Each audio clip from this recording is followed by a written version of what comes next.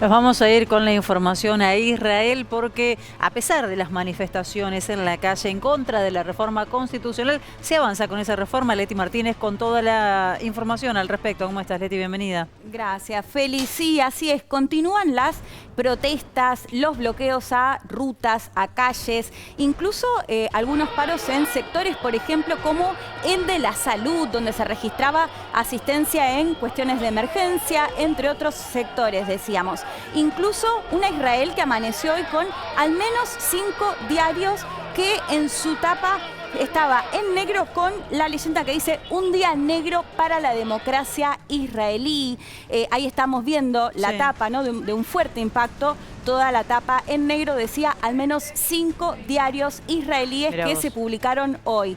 Así, de esta manera. Porque recordemos que en el día de ayer el Parlamento israelí aprobó una ley de la reforma judicial que quiere llevar adelante el premier Benjamín Bibi Netanyahu, que básicamente la ley que se aprobó en las últimas horas, que lo hizo justamente con los legisladores. Recordemos que Israel tiene un sistema parlamentario, es decir, que el premier surge justamente de la coalición gobernante que tiene mayoría en el Parlamento. Por ende, las iniciativas del premier, bueno, cuentan ya con la mayoría en el Parlamento. ¿Qué pasó? Aprobaron esta ley en medio del retiro directamente de la oposición, diciendo que era una vergüenza. ¿Por qué? Porque lo que va a permitir esta ley es que el Tribunal Supremo, lo que sería la Corte Suprema israelí, no tenga lo que se conocía la figura de razonabilidad. ¿Qué significa esto? Bueno, que podía llegar a dar marcha atrás, por ejemplo, con una decisión de parlamentarios, de ministerios, en un país que, recordemos, no tiene constitución, ¿no? Esto pasa en otros países como el Reino Unido, que no tienen una constitución.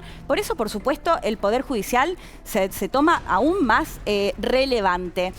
¿Qué es lo que dice la oposición? Bueno, que claramente esto es una violación al Poder Judicial. Lo que sostienen, recordemos además que Netanyahu gobierna actualmente en un gobierno de coalición de derecha, ultraderecha, con ultraortodoxos, que lo que sostienen es que la Corte Suprema está ideologizada, que es de izquierda, entre otros calificativos que le ponen a la Corte Suprema. Recordemos que también es muy relevante, por ejemplo, en la causa palestina, porque es la que puede, por ejemplo, llegar a impedir que se avance en la construcción de viviendas en asentamientos, incluso lo que tiene que ver con la cuestión más religiosa. Así que, bueno... ¿Está pidiendo la renuncia, además, al primer ministro? Sí, le piden la renuncia. Recordemos que Netanyahu había ya anunciado en enero pasado, cuando apenas asumió nuevamente, esta reforma que generó muy masivas protestas, y que además es válido recordar también que recibió el repudio internacional, porque Estados Unidos es un aliado clave de Israel, e incluso el propio Joe Biden le había dicho, lo había aconsejado tanto público como privado, que necesitaba justamente negociar esta reforma con la oposición, algo que no sucedió. Y no solo digamos, ahora lo critican desde la oposición, sino que por supuesto también las calles que se movilizan. Para cerrar, Feli, detrás de todo esto, además, hay que recordar que Netanyahu enfrenta al menos 3 acusaciones relacionadas a la corrupción. Lo que sostienen justamente es que detrás de todo esto lo que busca el primer ministro es beneficiarse a sí mismo también, bueno, con esta reforma judicial que hasta el momento avanza, pese a que gran parte de la población israelí la rechaza.